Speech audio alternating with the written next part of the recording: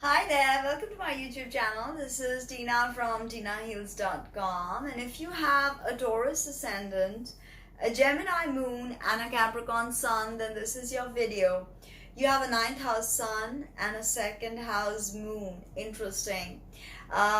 Your Ascendant or your Rising is in fixed Earth ruled by Venus. She is your Ascendant Lord. So it's very important to understand her placement by sign, by house, by aspects. Now, this is fixed Earth, and this is the archetype of the builder. Your moon, which is emotions and the mother and all things feminine, is in the masculine sign of Gemini, which is mutable air, ruled by Mercury. One of the most conflicted positions for the moon, very dualistic, very much like a prankster, very humorous, can have a quick wit and a very sharp mouth. Okay, a sharp sense of, the way they communicate can really stand out. And here you have a trine with your rising and your sun in the two earth signs of Taurus, Venus ruled, and Capricorn, Saturn ruled, both feminine. So this, of course, Saturn ruled Capricorn is cardinal earth, very different from Taurus, which is fixed earth. But it's all earth, and it's a trine aspect, which is very harmonious. Okay, so there's a harmonious flow between the way the world perceives you and the way you want the world to perceive you. Okay, now the ascendant is the degree of the zodiac rising on the eastern side of the horizon at the moment of your birth, and the sign on which it falls is your rising sign. Okay, and this is sort of like the Jungian mask that you wear, or your persona you develop to interface with society. It is how you are plugged into the matrix. The first house of the ascendant is like at the most you part of the chart. It speaks of the self, your body, your constitution, how you act, how you are perceived, how you behave, how you gesture, how you look, your style, your psychological makeup. So the ascendant is the helm of your natal chart, okay, and Mercury finds joy here. Okay, and this is basically the how you got plugged into the matrix. So understanding your ascendant is really the key to understanding why you have incarnated. Okay, and you have incarnated as a Taurus ascendant ruled by Venus. Venus is all about beauty, harmony, banking, finance, and Taurus is about earth and vegetation. Okay, now when Venus expresses herself through the fixed sign of Taurus, she's food. So Taurus and Venus is of course all things sweet. So Taurus can have a huge sweet tooth. Connection to food, very close connection. You can even see it in their body. They're not skinny, thin people. They have that weight about them. And you also have that Capricorn Sun. So there's a weight about you. Okay, you're not very skinny. Even if you're skinny, you're just heavy. Okay, maybe your bones. Saturn rules bones, so you have a Saturnian sun, so that's very possible. Very bony. Okay, people perceive the Venusian side of you beautiful. All Taurus ascendants, even if they don't think they're beautiful, there is a beauty about them. There is a very feminine beauty about them, and this is because it's fixed earth. It's more sensual, more earthy. Okay, and very fertile energy. Taurus ascendants can get pregnant easily, can get people pregnant easily. So this is something to really understand. And Taurus is about stability and consolidation. But Uranus has probably shifted the whole game for you Taurians. But think of how oak trees root even deeper when there are imminent threats of electrical storms. That's what's happening to you, Taurus. You're rooting. And you're rooting deeper and deeper, and you're becoming more and more embodied into existence. Well done, but don't get too enmeshed into the 3D. That's what Taurus can do, because they can be shopaholics, they can want to spend, and then it becomes all about commodity fetishism, hoarding, buying, procuring. Okay, and that is the downfall of Taurus, becoming so very enmeshed in the physical realm that they do not see outside the box. and very stubborn. Fixed signs, very, very stubborn. Taurus engages with the world through their five senses. Think of the five-petal pentagram Venus draws across the sky. So that is how the soul experiences the world, through the five senses.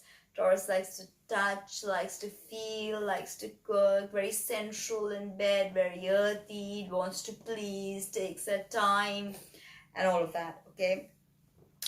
Now, with this Venus rule Taurus, you have to take care of your thyroid. Otherwise, again, thyroid can be very, can make you very chubby. And your voice. Your voice is just really, really alluring. And you can very well be a public speaker of sorts, because that sun in the ninth, you can very well be in some kind of diplomatic work, or some kind of, with some kind of political party as well. Very, very possible. Even working with the government. Although there's a 10th house sun more that does it, but 9th house also. Okay, definitely a professor, placement for a professor. But love gifts, love to receive and give gifts, love to cook for people, entertain, but can be very, very fixated and very fixed, stubborn, jealous, controlling, can be a very overindulgent Taurian. Okay, always, engaging, eating too much, drinking too much sex, and all of that. So do not get too enmeshed into the 3D. Engage with the world through your five senses, but do not remain there. Okay. Now, connected to the Muladhara chakra, Taurus, and the Sephiroth is Malkuth, which is again the physical world, and how to work with the intelligence of the physical world, right?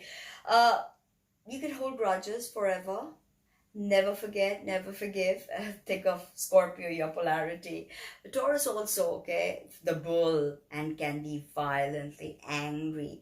Not always flipping out and angry like in Aries, but if pushed, can be very angry. Let me tell you that. Do not give them surprises. They do not like it.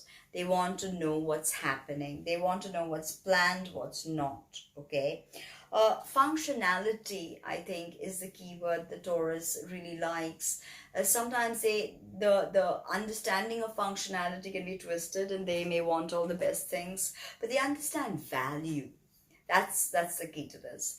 Now, the Gemini moon, right, in the second house of income and resources, it means that you will be somehow connected to your income mentally, emotionally.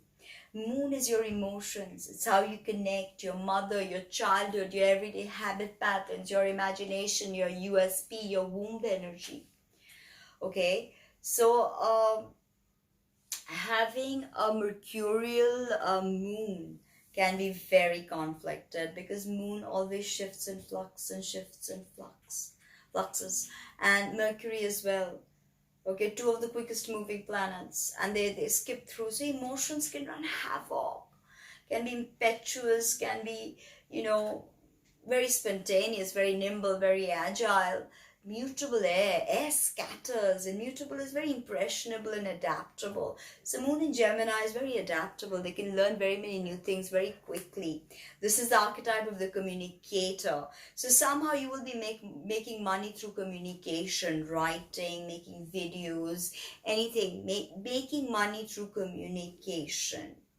Okay, now imagination will also be quite vivid with the moon in Gemini, because maybe not mystical and deep like Pisces, but it's going to be very vivid. Gemini has a very vivid imagination, but moon here is very dualistic. Taurus rules the throat, and when the soul encounters Gemini, it splits into two, the shoulders and the extremities. So immediately with Gemini, there's a polarization. So look at the glyph, two twins, higher self, lower self, polarization.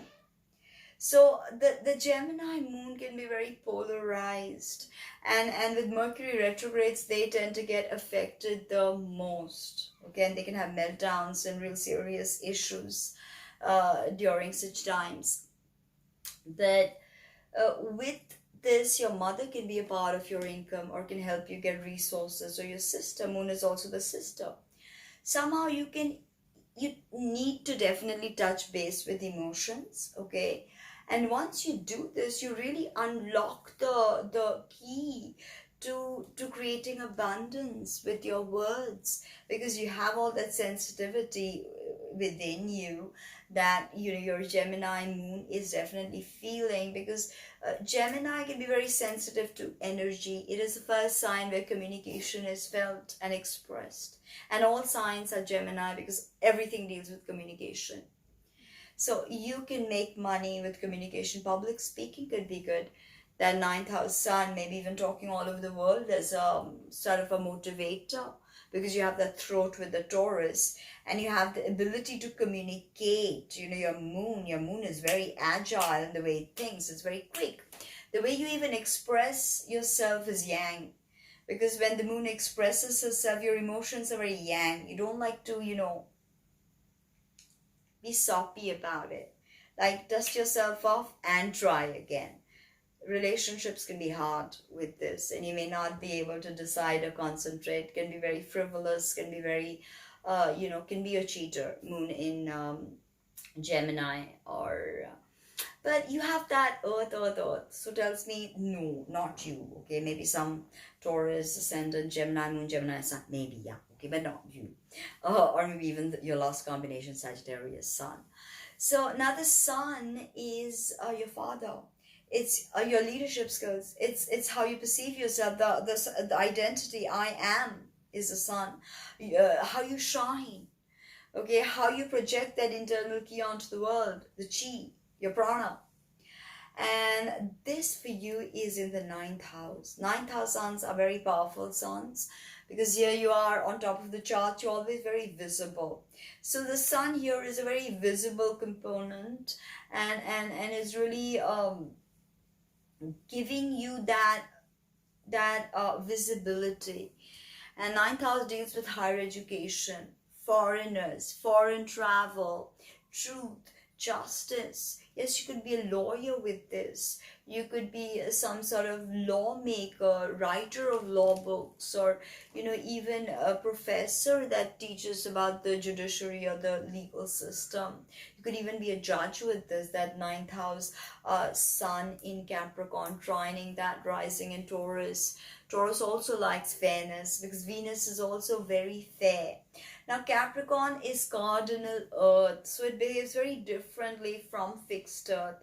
It's more about starting something. That's what cardinality wants to do. And earth is about manifestation. So I think cardinal earth, which is Capricorn, manifests hardcore. Because, you know, the sea goat, the mountain goat, or the unicorn, it's always about conquering the peaks, which is conquering your inner peaks, which is your psyche, or, you know, the unconscious. People think that, yeah, okay, Capricorn is the archetype of the corporations, the corporate boss. So, you know, there's nothing spiritual about them. Nothing could be further away, because Capricorn is a sign of initiation. It is the sign of the disciple, the seeker. It is about you hearing the voice of the silence. So a ninth house Capricorn sun can also be very interested in this spiritual journey. Okay, and maybe writing about spirituality. Ninth house distinctively has that spiritual vibration. Religious as well. I mean, spiritual more, maybe 12th house, or you know, but ninth house also is very much to do with religion, spirituality, and all of that. And your Capricorn is about conquering the 3D world. This is the archetype of the boss.